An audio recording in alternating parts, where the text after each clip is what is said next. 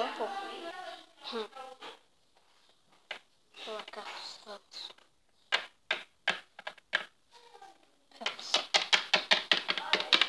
Meninas, apresento o Gabriel.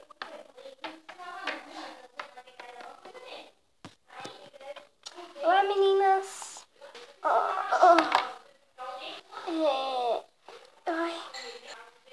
Oi. Então, gente, chega dessa coisa e vamos matar os zumbis.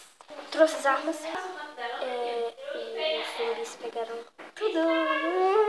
Eu não acredito. Nós vamos ter que se virar com as coisas que tem aqui na casa, né? Gente, tem um porão lá embaixo, a gente pode ver. Eu guio vocês, hein? Gente, eu também vou.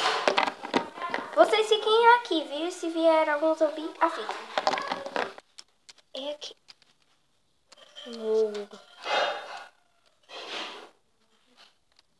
Uau!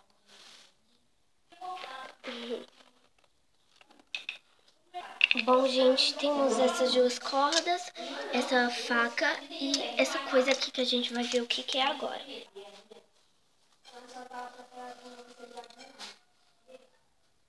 Uou! Armas! Nossa!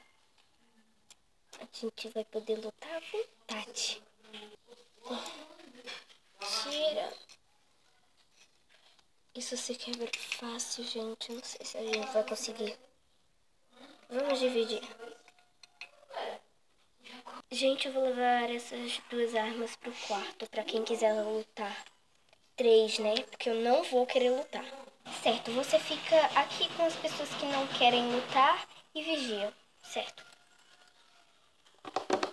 Gente, trouxe essas 3 armas. Ué, cadê a outra? Eu vou lá ver onde é que tá. Ai, tá aqui. Gente, as 3 armas estão aqui. Quem quer lutar? Isso pode ser uma boa experiência. Eu quero. Gente, eu também quero. Quero outra.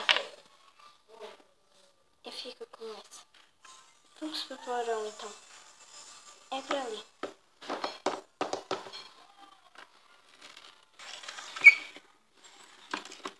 Pronto, é só vocês irem ali embaixo e descerem pelas escadas, certo? Oi, meninas, a gente veio pra lutar. Ah, muito bem. Vem. Vamos lutar hoje. Gente, espera. Isso é uma bomba. Eu vou pegar a minha arma.